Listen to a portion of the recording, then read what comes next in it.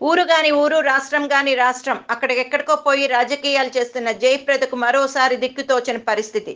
తెలుగునాట జగన్ దగ్గరికి రానివ్వడు, చంద్రబాబుకు అస్సలు అక్కర్లేదు. బీజేపీతో పడదు. ఇంకేం చెయ్యాలి? ఆ ఉత్తరప్రదేశాన్ని ఆ అమర్ సింగ్‌నే నమ్ముకుంది. అమర్ సింగ్‌ను పార్టీలో అలాగే ఉంచితే పార్టీయే ఉండదు జాగ్రత్త అని అఖిలేష్ ఉరుముతూ సొంత కుంపటికి ట్రై చేసేసరికి అంతటి ములాయం కూడా చేతులెత్తేశాడు. పార్టీలో తన ఉనికికే ప్రమాదం ఏర్పడడంతో ఒరే నాయనా మంచిగా ఉంటే మళ్ళీ కలిసి పనిచేద్దాం కానీ కాస్త ఎటైనా వెళ్ళిపోరా బాబు అని చెప్పేశాడు. అడ్డాలనాడు బిడ్డలు కానీ గడ్డాలనాడు బిడ్డలా అంటూ ఒక పవర్ఫుల్ డైలాగ్ కూడా వదిలేసరికి ఇక దిక్కులేక అఖిలేష్ వైపు ములాయం వైపు మిర్రిమిర్రి చూస్తూ అమర్ సింగ్ అన్నీ వదిలేసి లండన్ వైపు వెళ్ళిపోతున్నాడు. నా చేతులలో పెంచాను, నేనే పెళ్లి చేశాను వంటి 4 సెంటిమెంట్ డైలాగ్ వదిలాడు కానీ అఖిలేషుడిపై అవేమీ పని చేయలేదు. నేనే చికిత్స పొందాల్సి ఉంది, లండన్ వెళ్ళొస్తా, ఈ లోపల ఎన్నికలు కూడా అయిపోతాయని సన్నాయి నొక్కులు నొక్కుతూ అమర్ సింగ్ హడావుడిగా సూట్ కేసు సర్దుకుంటున్నాడు. సో ఈ సీన్ ఏమిటో జనాలకు అర్థమైపోయింది.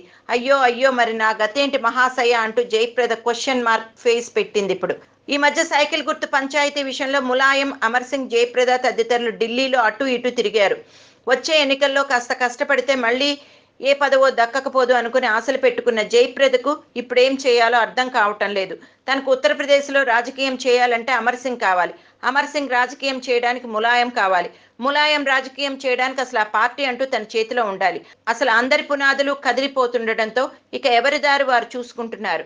అఖిలేష్ పట్టుకున్న కొరడా కూడా చాలా నిష్కర్షగానే పనిచేస్తున్నది. తెలుగు రాజకీయాలకు తాను అక్కర్లేదు, తమిళ రాజకీయాలకు పోవాలంటే రూట్ లేదు, ఉత్తరప్రదేశ్ రాజకీయాల్లో చోటు లేదు. దీంతో ఏమీ సేతురాలింగా అంటూ తల పట్టుకున్నది జయప్రద. గిట్టని వాళ్ళు మాత్రం పుట్టింటోళ్ళు తరిమేశారు, కట్టుకున్నాడు వదిలేశాడు అన్నట్టు మారిందిలే అని వెక్కిరిస్తున్నారట.